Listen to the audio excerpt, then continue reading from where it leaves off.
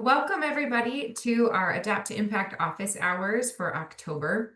Our topic this month is the power of sensory supports, helping children regulate and thrive.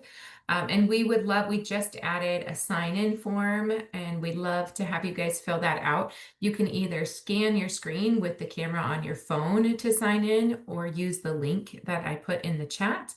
And that will allow us to send you guys a feedback survey and to get you added to our email list as well. So you'll be up to date on any upcoming topics, and we can send you resources as well. So please follow that link and fill out the sign-in sheet. Thank you. Okay, here's our Adapt to Impact team. We have 4 specialists and coaches. Maureen, Krista, Christina are all speech language pathologists, and I'm Mariah Michaels. I'm an early childhood special educator. And then we also have Mar and Jackie working on our loan library, communications, and technical support. I included this question just to let you know, even if we were all in the exact same room, we may have a totally different experience, or whatever is the most noticeable may vary person to person based on your experience of that room and what your senses are telling you. So one of you mentioned you were cold, another person's mentioned sounds or like clutter. So that may be something your brain is showing you is the most important thing to notice, where somebody else's brain may notice something else. Anyway, and our kids that we work with are the same, where some may be more attentive to sounds or touch, and others may be more attentive to temperatures or tastes. It all depends on what their brain is filtering out and telling them what is the most important thing. Okay, why sensory supports matter? I'm going to start with a brief overview of the brain and its role in behavior and learning. So let me pull that up real quick. All right. Kids want to know. Imagine that you really want to play soccer at lunchtime, but when the bell rings, you can't find your shoes. When you finally get out to the field, the teams have been picked and it's too late for you to play. Maybe you got so mad that this small problem became a big problem in an instant. When we lose control of our emotions like this, we can call it flipping your lid, kind of like the way a pot might do if it was too full and too hot. A little while later, after you've cooled down, you might even feel sad when you realize that when you had a big reaction to a little problem, you could have hurt someone's feelings.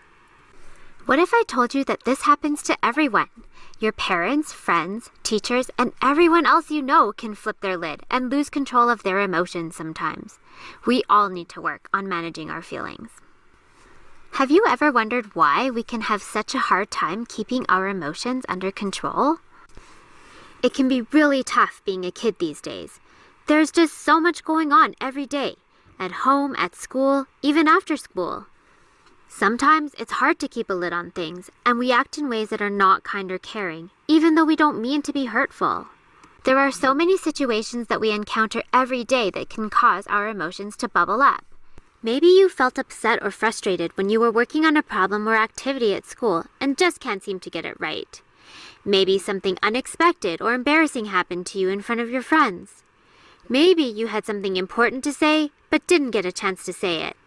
These and many, many more situations can cause both kids and adults to flip their lids.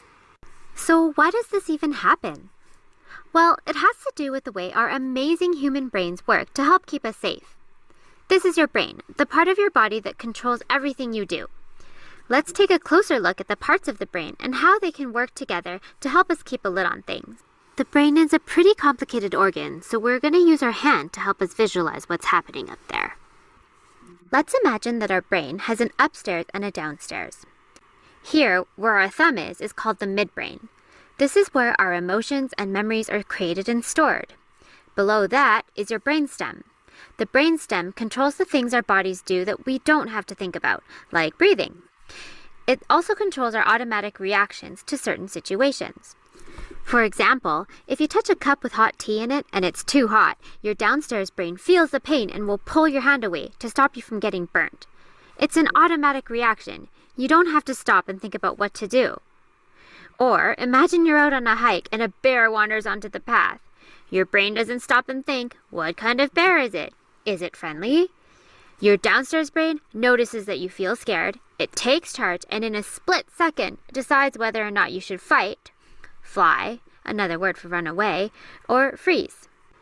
Because of the way our downstairs brain reacts to these situations, we can think of it as our emotional brain, because it reacts instantly without needing to think things through. It's always ready to take charge in any situation to help keep you safe.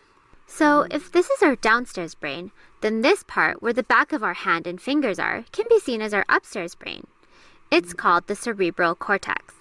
This part of our brain helps us think logically, act with kindness, and think about how others might be feeling. It's also the problem-solving part of our brain. It helps us to think of possible solutions to a problem and decide which one is best. The upstairs brain is our thinking brain. Your upstairs and downstairs brain don't work alone. Your brain is set up so that the upstairs and downstairs brain can communicate with itself. It sends messages from section to section all the time about what our bodies feel and need. Let's take a closer look at our brain fist. Where our fingertips are is the logic and reasoning part of the brain that springs into action when we have a problem to solve, and usually it does a great job of doing it. But sometimes it can have a hard time solving a problem if the emotional brain and thinking brain can't communicate well enough. This can happen if your emotions get too overwhelming and your downstairs brain decides that this situation might be dangerous, even if it isn't really. And we all know what happens when our downstairs brain thinks you're in danger. It triggers our fight, flight, or freeze reflex. Our emotions start to bubble up, and then suddenly everything boils over. We flip our lids. This can look like a scary, angry reaction, or it might be crying or running away from a problem. Now that we've flipped our lids, see how far away our fingertips are from the midbrain? When our lids are flipped, our upstairs and downstairs brain can't talk to each other. Our emotions have become too strong and we can't think clearly and can't solve the problem in a peaceful way. So what can we do to stop us from flipping our lid? Well, it all starts with realizing that we're about to flip our lid, and then turning down the heat so it doesn't happen. Remember that soccer game we talked about at the beginning of the video, and you were really upset and didn't get to play? Maybe you felt your tummy rumble, or you felt your face getting hot? Did your heart start to pound, and did you feel your hands start to clench? Were you frustrated, disappointed, and angry? These types of strong feelings are all indicators that you might be close to flipping your lid. If you feel this start to happen, it's a good idea to walk away, take some deep breaths, and look for an adult to talk to before you flip your lid. It might be a parent, grandparent, coach, teacher, or another trusted adult nearby. They can help you with strategies to solve the problem once you've calmed down enough for your upstairs brain to be ready to do some peaceful problem solving. If you do flip your lid, those same trusted adults can offer you some time and space to cool down before you start to problem solve together. Once your upstairs brain is back in charge, you can share your story and get some help. Using I statements can help you to tell an adult what you need. I need a hug. I need you to listen to what I have to say. I need another chance. I need some alone time. I need a walk. I need you to see that I can do well.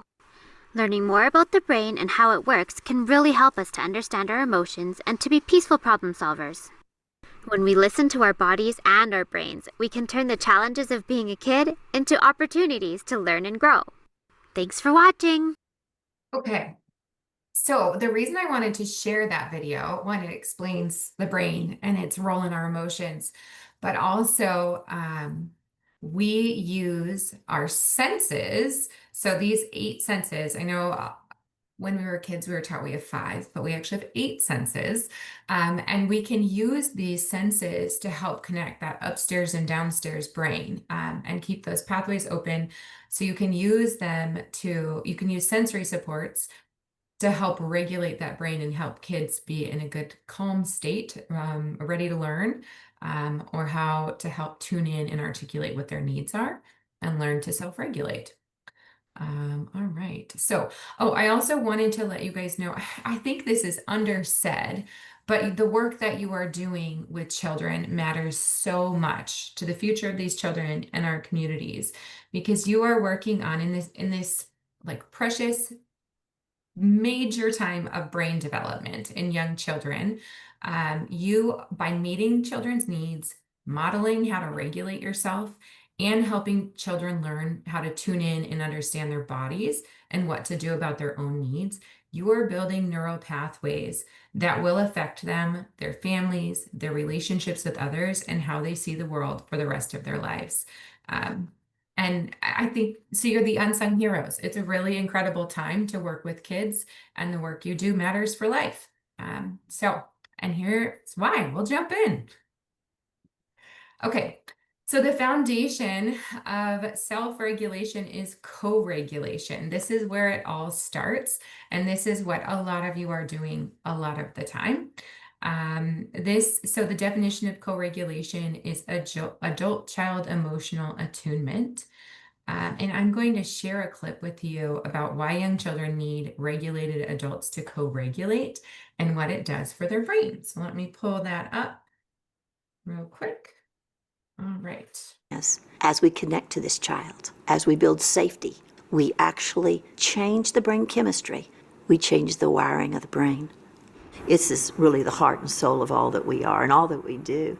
Do I look into the child's eyes? Do I touch their arm when I talk to them? When they talk to me, do I stop what I'm doing and talk to them? This is the essence of mindfulness. The excitatory chemicals about I'm afraid, I'm hungry, I'm cold, those are balanced when the caregiver comes and gives warmth. All regulation occurs first with an external regulator. So in the beginning, I regulate all. They're cold, I bring warmth. They're crying, I bring myself. And out of my regulation, their brain develops capacity for self-regulation. Okay, so a gentle touch, calm voice, rhythmic speech, shared breathing or movement, predictable routines and transitions are all ways you can help co-regulate with young children. What strategies do you use to co-regulate in your classroom or home program? Feel free to drop them in the chat or unmute and shout them out.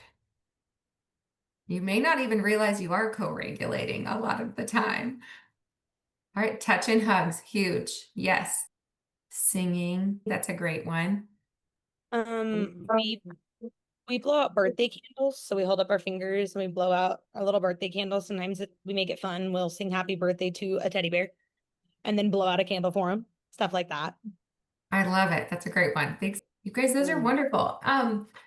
Something to remember when you're working with young children is that the language center of their brain is not fully developed. So when you go to a child who's dysregulated, you can use your words and say, you're fine or you're safe, calm down.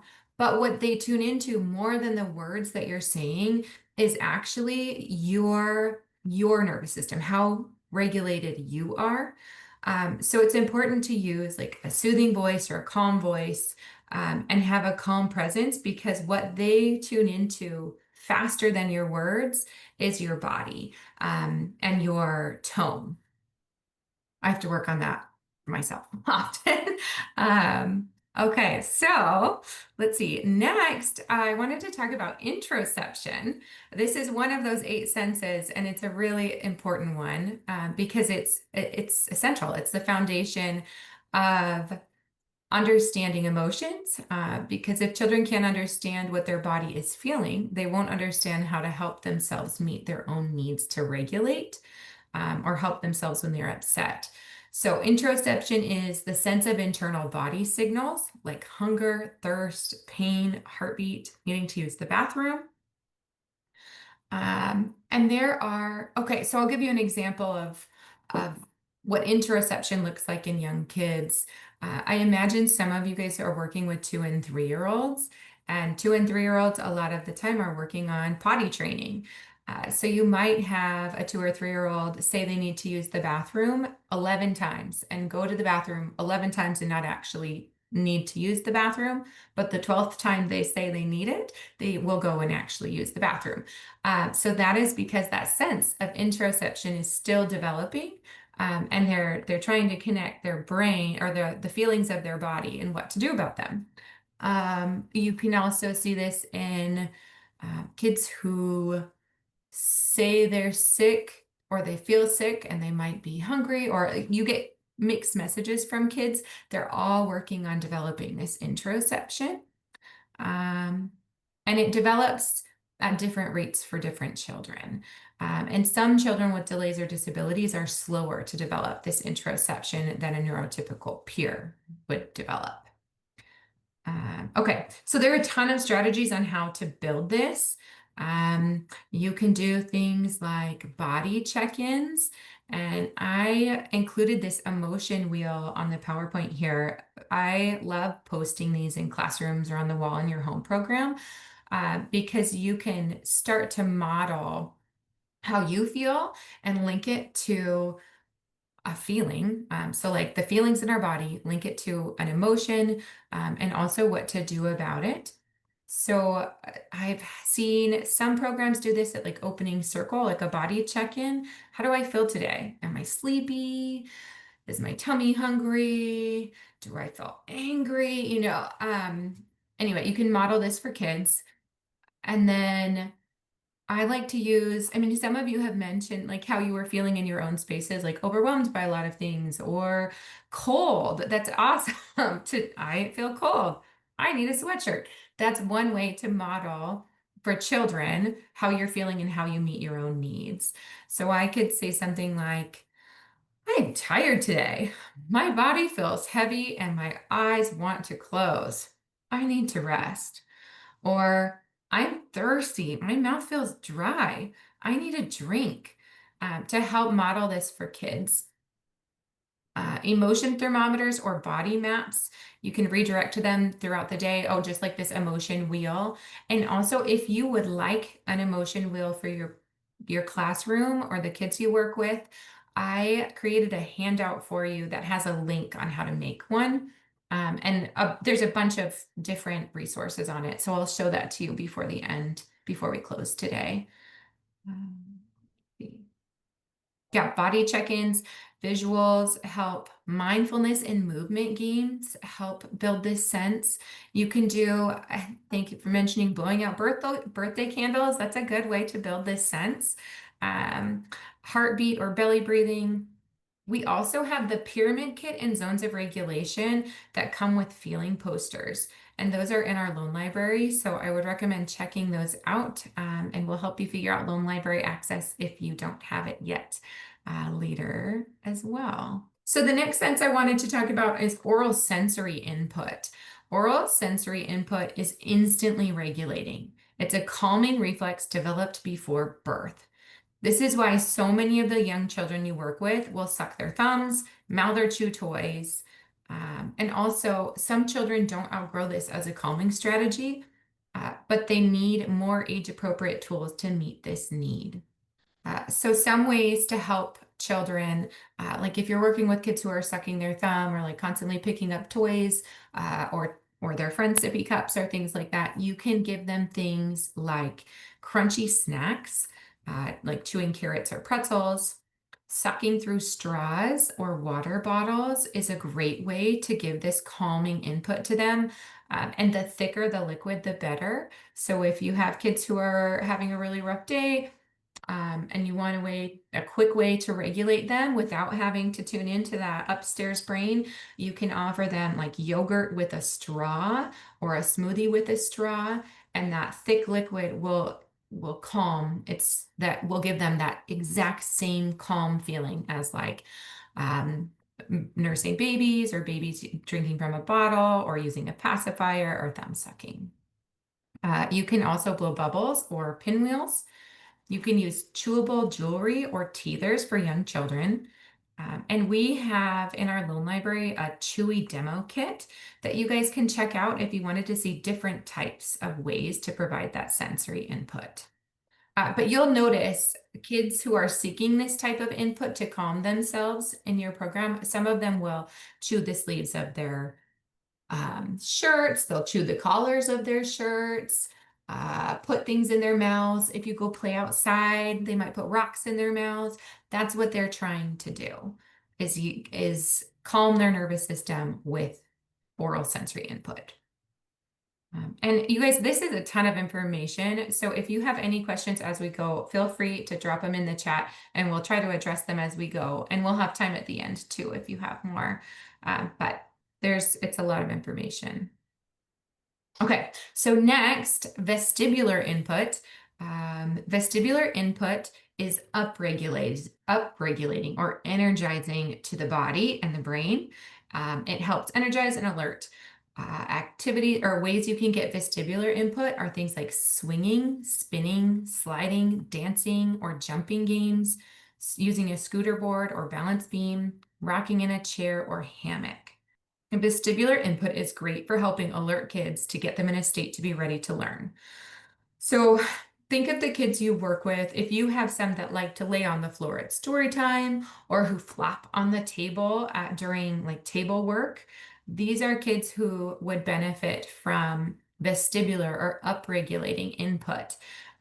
So if before you're doing something like sitting at circle time, if you have kind of like a floppy or tired little friend, you could use something like the spin disc or this bouncing board. We have both of these in our loan library, but both of these would help energize them and get them ready to learn. But I would caution you, too much vestibular input may be overstimulating and have kids bouncing off the walls instead of being regulated. So like I have used a spin disc before, and they are really great for getting kids alert and ready to learn, but you might want to start with 3 spins on it instead of unlimited or 30 spins because you might get the opposite effect than you intend. And you might see this like if you have kids who play on swings, if you have swings in your program and they spin the swings so they can spin themselves really fast the other direction. They're seeking vestibular input, which could be calming to some or way too alerting for others. So it's something to keep an eye out for. Or you could also use these strategies, but add a timer with it. So offer a sensory break with the bouncy board, but give them a timer for like 2 minutes of bouncing or 2 minutes of spinning or 2 minutes of swinging instead of unlimited time, and see how they do when you bring them back to your group. Okay. So for a discussion question, how do you know if a child has too much sensory input and is overstimulated? Like, what do you see in kids when they're overstimulated? It could be like behaviors you observe in kids. And the word overstimulated could also be overwhelmed. Like, what do you do? Let's see. We've got difficulty following simple directions. Yes, that is a great one. Difficulty following directions, you might see meltdowns. You might see shutting down, where a child might sit or hide under a chair or table. I worked with a little one when the room was busy or loud. He would run top speed into my legs or the legs of any adult in the classroom. And what he was seeking, which is really interesting, so he knew his body was out of control or he was overstimulated. And what he was seeking was proprioceptive input, which is what I'm going to talk about next. But it's a calming, grounding sensory input. All right. So proprioceptive input. It is the sense of body position and pressure. Proprioception helps us understand where our body is in space. It's our sense of body position and pressure. Proprioceptive input is why we find massages calming. It is downregulating or calming and organizing to the body. So examples of activities to provide this are wall pushes or chair pulls or stacking chairs, carrying weighted objects or bins. I have added cans of food or bags of beans to shopping carts or baby strollers I've had in my program before to help give this proprioceptive input to kids. So while they're playing, anyway, so that's a great way, adding weight to things. Deep pressure, like hugs, using the body sock. This green thing is a body sock. and weighted items like a lap pad or this calming book. And all of these things are available to check out from our loan library if you want to try them with the kids you work with. Also, you could do whole body movements. This is free and requires no equipment, but you could do animal walks like bear walks, crab walks, frog jumps. Also, we have animal action cards in our loan library. And if you check out anything from our loan library, you'll get them for free. So I'll show you how to get those a little bit later as well. But the animal action cards are a great idea to get kids. They're visual, and they also have movement activities to help give that same proprioceptive or calming input. Okay, so it's important to strategically practice these sensory strategies at regular intervals throughout the day to help keep kids in a calm, regulated state, ready to learn. You can embed supports in things like transitions, before transitions, during circle time, and during playtime throughout the day. Also these images I included on the PowerPoint, lazy 8 breathing and the zones of regulation, you can have for free to use in your own classrooms or with children that you're supporting. They are included in a handout that I will share with you in just a moment. But we'll also share it in the notes on the YouTube video recording, and it will be in our Google folder. Okay, so key takeaways about all of these sensory pieces. One, sensory supports are not extra, they are foundational. And regulation is a skill that develops through connection and practice. And overall, I really want to hit home that you need to take care of yourself. Give yourself permission to meet your own needs. It's foundational for co-regulation. If you need ideas of how to regulate yourself so you can regulate all the little humans you interact with, I love this infographic on what to do when your nervous system is fried. It's like a great idea for adults. But you'll get that for free also on our handout. It's included in there. But really meet your own needs. I think it's so easy to be in a classroom of lots of little children or in a childcare setting with tons of littles and feel the urge to meet every need. And all the while you're depleting yourself and exhausted and frying your own nervous system. And so tune in and you can model that for kids, whether that is getting a drink of water or taking a moment to lay on the floor and listen to calm music together, whatever that is to help regroup and be able to lend your calm to children. That is the most powerful tool. Okay, so I have this page here of further reading and resources. There are a ton of resources about how to support kids with behavior and learning, to self-regulate. Anyway, so all of these resources will be on the handout as well, but there's some great books and websites and tons of free things online, if you are interested. And then next, I will share with you tools in our loan library. If you haven't checked out our loan library yet, do so. I'll show you how to find a bunch of different sensory tools, but we have hundreds of tools for you guys that you can check out for free and use in your programs. This is the homepage of our loan library. You can go to this top tab that says lists right here and click it and scroll down to sensory supports. So all of the items I talked about today are in here and a ton more. There are so many tools, you guys. We have, I think, 3 pages of different tools. I'll tell you, one of my top favorites is the hot and cold compress set because it is a really powerful tool to link that, get that downstairs and upstairs brain connected. If you put an ice pack on a child's chest or the back of their neck, it will instantly start to lower their heart rate, which will help get that upstairs brain back online. But, and I also love them for teaching restorative justice, like, kids will hit or pinch or bite. And I love being able to help them help their friends by getting an ice pack. in making amends. Anyway, so they're really cool tools. The Hug Boat is fun if you have space, maybe in a cozy corner, but there are so many different things you can use and try and see what works best for the kids you work with. Like some things I've mentioned that are supposed to be calming might do the opposite for the kids you work with. So it really, you have to kind of read the room, see what happens before and after you use these things as tools. But there are tons of them, so that's where to find them. Okay, so if you need access to the Loan Library, we have an Introduction to Universal Design course in the PDIS system. So you can take that one and it will allow you, will get you Loan Library access, and it will allow you limited access of the tools in the library. But if you completed that one plus one more Adapting for Disability course, you'll have full access. So 2 courses allows you full access to the library to check everything out.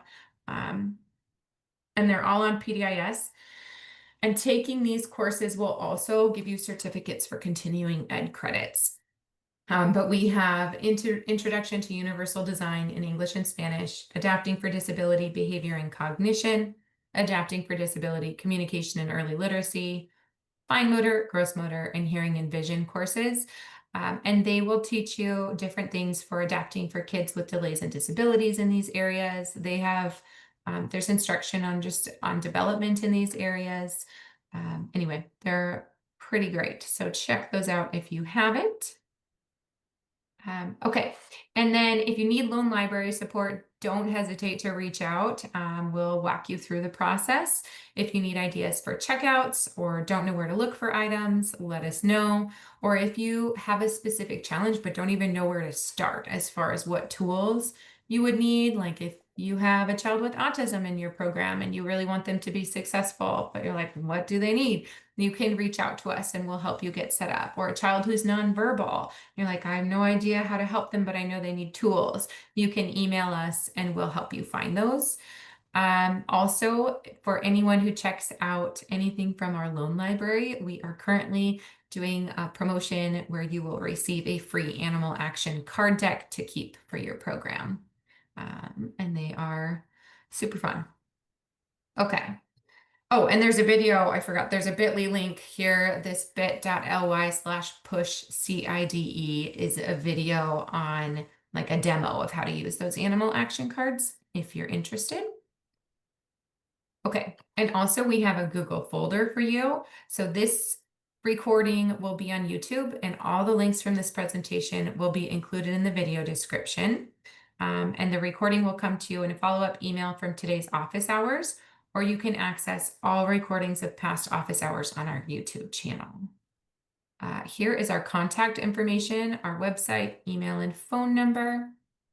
Oh, and I also wanted to share that handout for you with more resources. So I will pull that up. Okay, so this is what it looks like. We will put it in the Google Drive.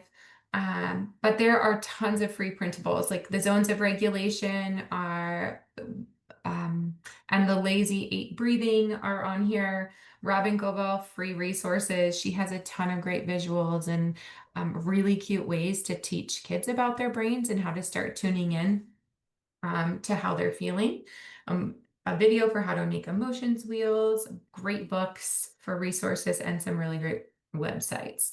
So that will all come to you, or you can find it on our Google Drive. Any questions?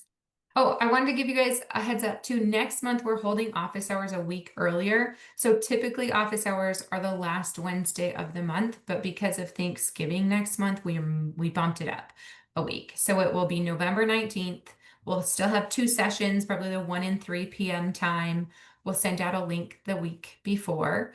And our topic is fine motor and fine motor supports. So come, we'd love to have you here. Anyway, all right. Anybody have any questions or comments? And you guys, if you have any suggestions for topics or things that come up in your program, let us know. You can send them via email. You can drop them in the chat. Also, I'll be sending you a follow-up survey just for your input from today, and you can include suggestions for future topics in there as well. Anything you're interested in, or things you have kids who are struggling with in your programs, let us know, and we'd love to help. I had a quick question again about the loan library. So you said that we needed to complete one of the trainings through PDIS. Yeah. And then do we need to send stuff to you, or does that automatically, like, you guys know that we've completed it, or? We check it. If you complete it and you're anxious to get started with the library, please don't hesitate to reach out to us and say, hey, I'm thinking this is all done. Is there any way that I can get an account going? And we'll bring you right to the top of the priority list. Okay, perfect. I'm actually gonna go share it with my director after I sign off, so I can get that as also maybe some of the other teachers as well signed up in that, because that I think would be very helpful for our program. Yeah, there's so many tools and we're here to support. So spread the word. If you have anyone else who wants to join, you can share the link or have them fill out our intake, the Adapt to Impact intake form, and we'll get them hooked up with support as well.